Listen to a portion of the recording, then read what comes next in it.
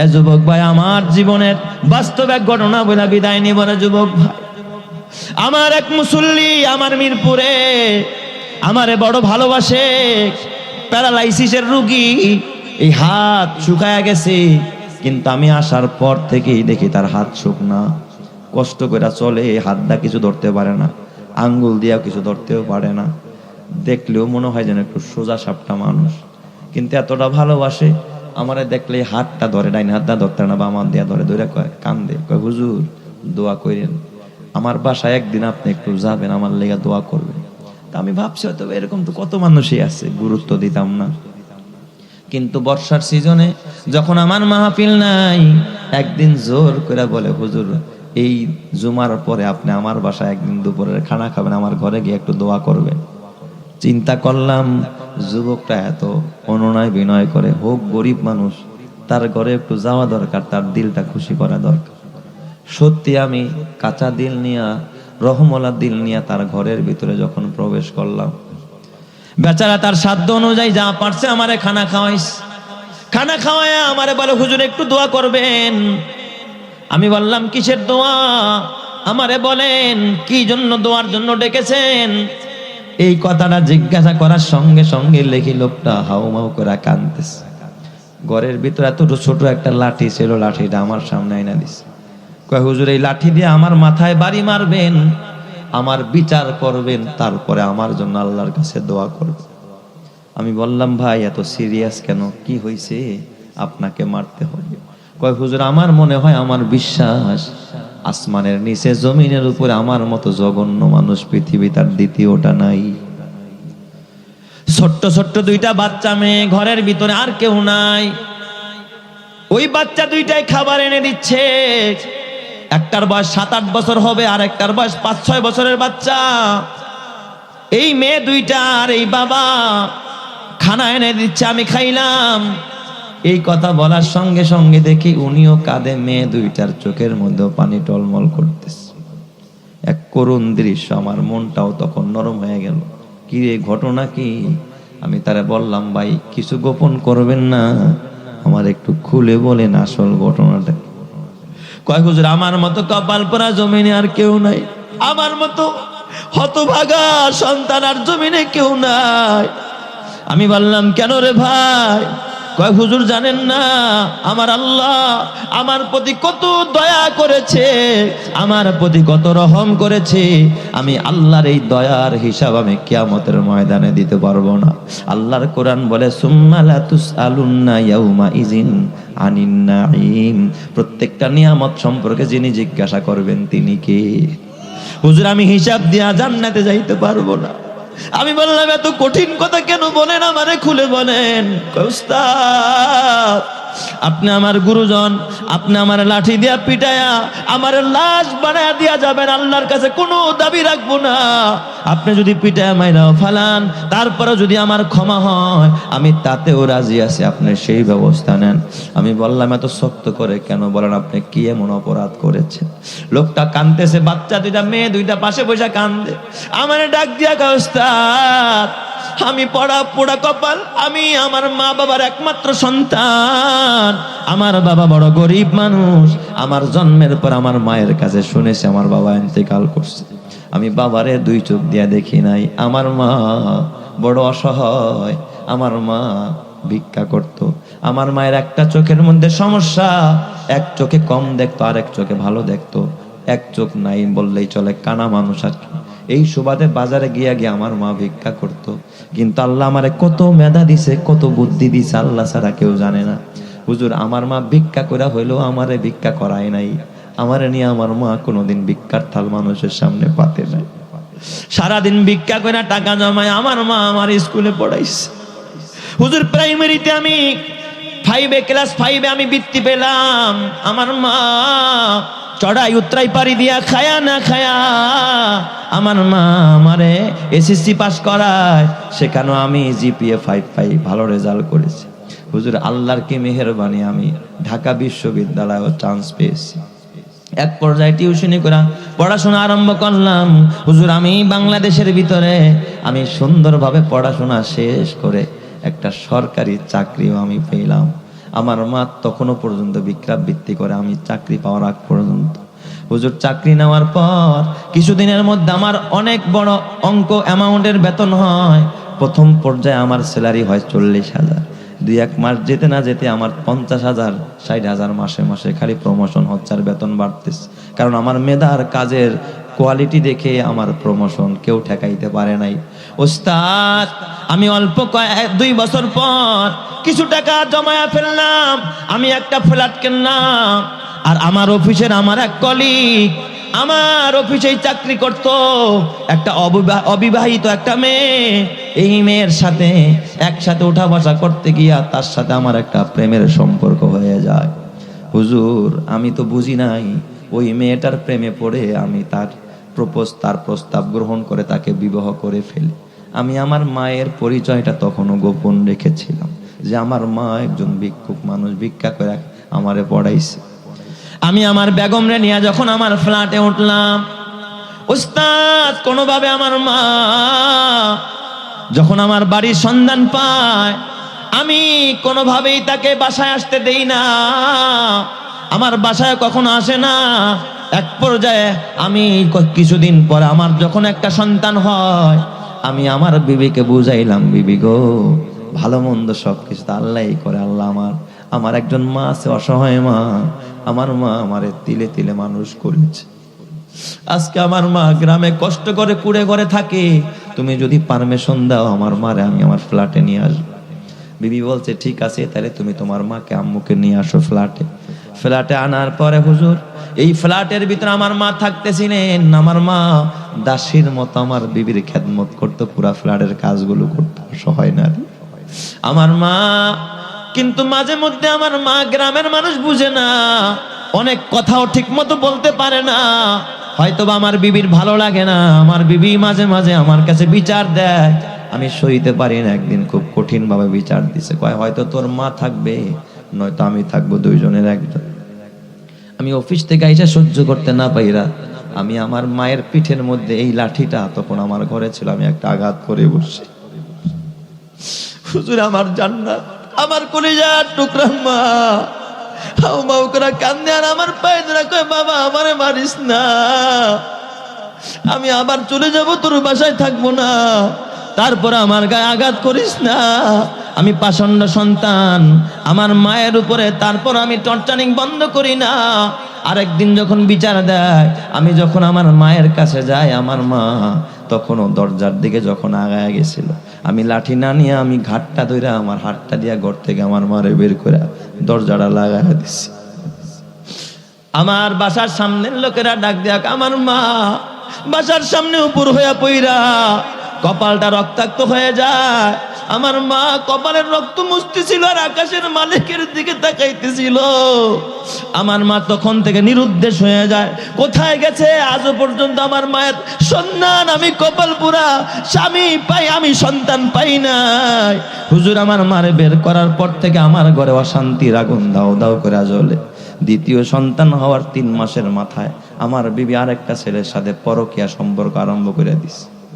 হুজুর আমার ঘরের মধ্যে শান্তি নাই, এত অশান্তি এত অশান্তি উস্তাদ। আর যেই হাত দিয়ে আমারে আমি আঘাত করছিলাম, আস্তে আস্তে দেখি আমার হাতের মধ্যে খালি শিরশির করে। এই হাত দিয়ে আমি কিছু ধরতে পারি না, অফিসে গিয়া কলম দিয়ে লিখতে পারি না, কলম ধরতে পারি না ঠিক মতো, আমার সাইনটাও করতে পারি না। অফিসাররা কয় কি রে এটা কি করছস, কাজে খালি ভুল হয়। কিছুদিন পরে ওরা আমারে সাসপেন্ড করে দিল চাকরি থেকে।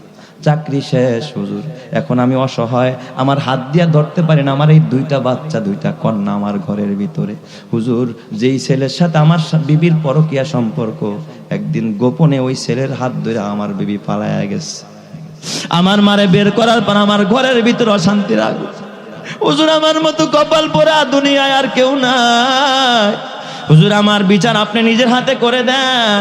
এই জন্য যুবক ভাই, মা তোর জান্নাত, বাবা তোর জান্নাত। এই মা বাবার সেবা করবি, এই মা বাবার খেদমত করবি, ঘরের ভিতরে রহমত আর বরকত দিবেন যিনি, তিনি কে? আল্লাহ। এই জন্য যুবক ভাই হাতে পায়ে ধরে বলা যায়, মা যদি বাইচা থাকে আজকে গিয়া ক্ষমা চাবি, বাবা যদি বাইচা থাকে আজকে গিয়া ক্ষমা চাবি। আর যদি কবরে গিয়া থাকে, ওই মায়ের নামে পারলে আল্লাহর রাস্তায় দান করবি, পারলে মসজিদে দান করবি, এই রকমের ইসালে সোয়াবের মাহফিল করবি, কোরআনের আয়োজন করবি, তোর মা বাবার কবরকে জান্নাতের বাগান বানাবেন যিনি, তিনি কে? আরো জোরে বলেন না, তিনি কে? আল্লাহর পয়গম্বর ওজায়ের নবী ডাক দিয়া কয়, এ দাসীমা শোনো গো, আমি সত্যি করে বলছি আমি আল্লাহর পয়গম্বর ওজায়ের। কয় না না, বিশ্বাস করি না। কয় কি বললে বিশ্বাস করবা? কয় একটা আলামত যদি আমি পাই তাইলে বিশ্বাস করবো। কয় কি আলামত? কয় আমাদের ওজায়ের নবী যিনি ছিলেন তিনি ছিলেন মুস্তাজাবুদ দাওয়া। ওজায়ের নবী দোয়া করতে দেরি হইতো, আল্লাহ দোয়া কবুল করতে দেরি করতো না। সুবহানাল্লাহ। যুবক, সত্যি তুমি যদি ওজায়ের হও তাহলে আমি অন্ধা, চোখে দেখি না, তুমি একটু দোয়া করো, আল্লাহ যদি আমার চক্ষু উসমান বানায়া দেয়, আমি প্রতিবন্ধী হাঁটতে পারি না, আল্লাহ যদি আমার সুস্থ করে দেয়, তাইলে আমি বুঝবো সত্যিকারে তুমি ওজায়ের, তোমার প্রতি ঈমান আনবো, আমি কথা বিশ্বাস করব। সুবহানাল্লাহ। আল্লাহর পয়গম্বর ওজায়ের আলাইহিস সালাম আল্লাহর কাছে দোয়া করে যখন হাত তুলছেন, সঙ্গে সঙ্গে বুড়িমার চোখ খুলে গেছে, বুড়িমা সুস্থ হয়ে লাফ দিয়া দাঁড়ায় গেছে, আর সাথে সাথে কালিমা পড়া ওজায়ের হাতে হাত দিয়ে আবার নতুন করে তার হাতে আবার ইসলাম গ্রহণ করেছে। চিৎকার মেরে করেন আল্লাহু আকবার। আমি বিশ্বাস করলাম সত্যি তুমি আল্লাহর পয়গম্বর হযরতে ওজায়ের। দাসীমাকে জিজ্ঞাসা করে, দাসীমা, ও দাসীমা, তুমি আমাকে বলো আমার ঘরে আর কারা জিন্দা? কয় আপনার এক ছেলে আছে। কয় কোথায় আমার ছেলে? আমার ছেলের কাছে আমার একটু নিয়ে যাও। ওজায়ের নবীরে নিয়ে যখন দাসীমা সামনের ঘরের দিকে যায়, ওজায়ের নবী দূর থেকে তাকায় দেখে লাঠি ভর দিয়া দিয়া দাড়ি সাদা বুড়া মানুষ, পূজা হয়ে গেছে, খুনখুনা বুড়া, লাঠি ভর দিয়া ঘর থেকে বের হইতেছি। সুবহানাল্লাহ জোরে কোন সবাই। তার মানে পিতার বয়স হলো 40, পুত্রের বয়স 118 বছর। উজায়ের নবী যখন ওই যে ঘুমাইছিল তখন ছেলের বয়স ছিল 18 বছর, পিতার বয়স তখন ছিল কত? 40। এখন পিতার বয়স বাবা ওই 40-এর জায়গায় 40-এ আছে, মাঝখান দিয়া ছেলের বয়স কত? 118। এই জন্য কেমন আজব ঘটনা, যেই ঘটনার ভিতরে পিতার থেকে পুত্রের বয়স অনেক বেশি। পিতা 40 বছরের, পুত্র হলো কয় বছরের? 118 বছরের। সুবহানাল্লাহ বলবেন না সবাই? আমার যুবক বাবাজিনা, ও বুড়া বাবারা, হযরতে উজায়ের যখন দেখলেন ওই বুড়া মানুষ লাঠি ভর দিয়া দিয়া বের হয়, যখন সামনে গিয়া দাঁড়ায় ডাক দিয়া বলে, ও কলিজার টুকরা সন্তান, আমি তোমার বাবা হযরতে উজায়ের। ছেলে ডাক দিয়া বলে, ও যুবক, তুমি কোত্থেকে আসছো? আমি বুড়া মানুষ, আমার বাবা কি এরকম যুবক মানুষ নাকি? তুমি এই কথা কেন বলো? আমার বাবা তো উজায়ের নবী 100 বছর আগে আমার বাবারে হারায় ফেলছে। আমার বাবার মতো মানুষ এই দুনিয়ায় আমি আর পাই না। আমার বাবা কতটা ভালোবাসতেন আমাদেরকে, 100 বছর যাবত আজকে আমরা আমাদের বাবারে পাই না। কথাটা বলতে উজায়ের নবীর চোখ দিয়া ওজরে পানির ফোঁটা গড়াইতেছে। সন্তানের প্রতি পিতার মমতা, ভালোবাসা কি পরিমাণ!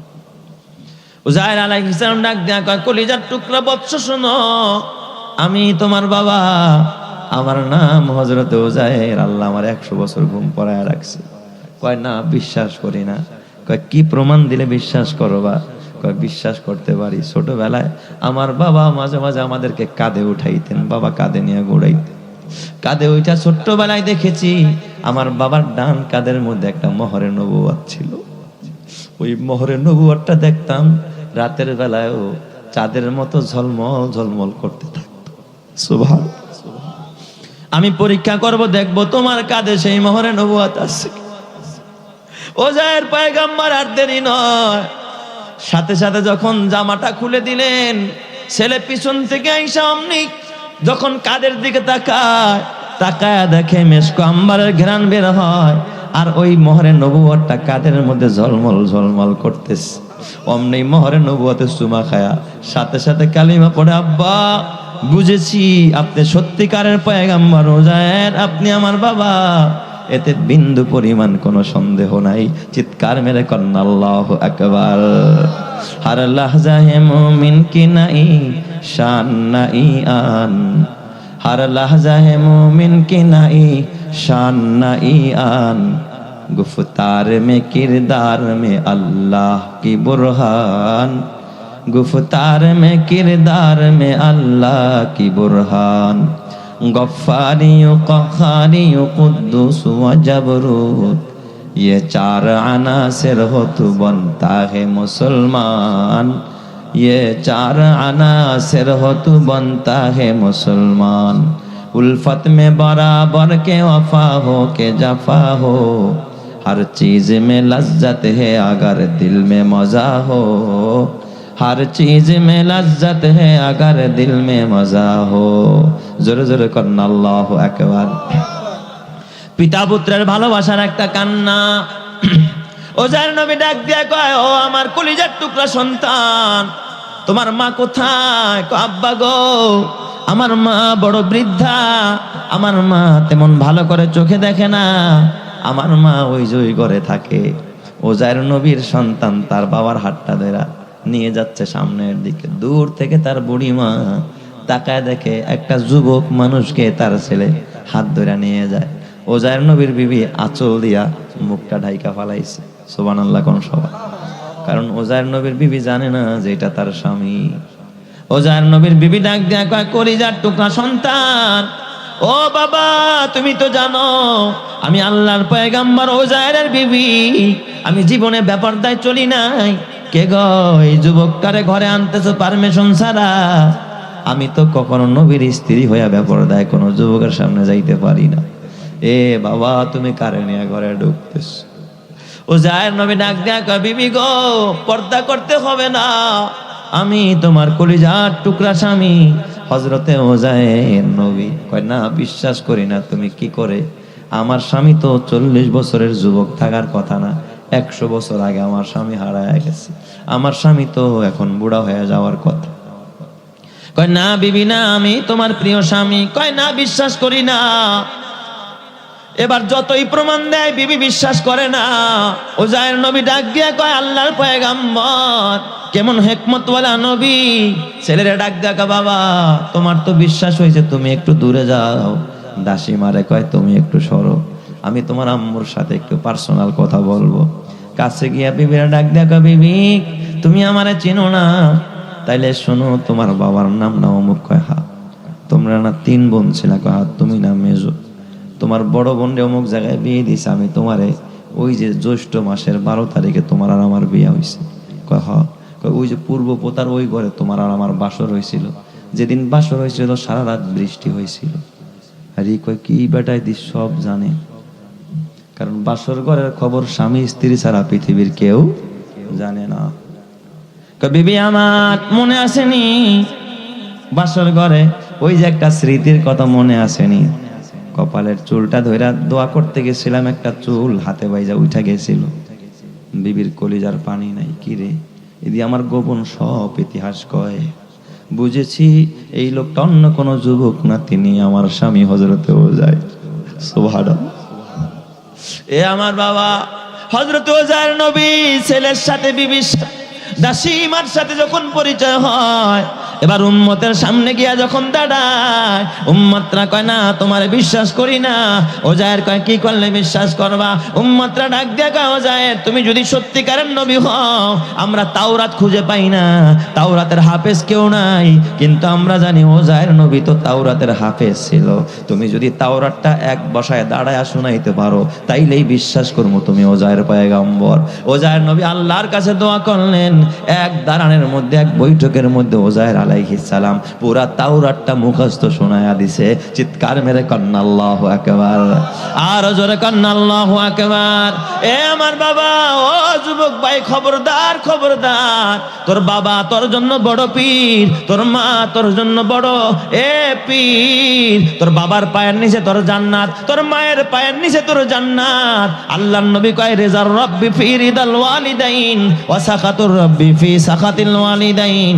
মা বাবার সন্তুষ্টি আল্লাহর সন্তুষ্টি, মা বাবার অসন্তুষ্টি আল্লাহর অসন্তুষ্টি। মা বাবা রাজি তো আল্লাহ রাজি, মা বাবা বেজার তো আল্লাহ বেজার। আল্লাহ যদি বেজার হয় জান্নাত রেডি, জাহান্নাম রেডি, কথা ঠিক কিনা?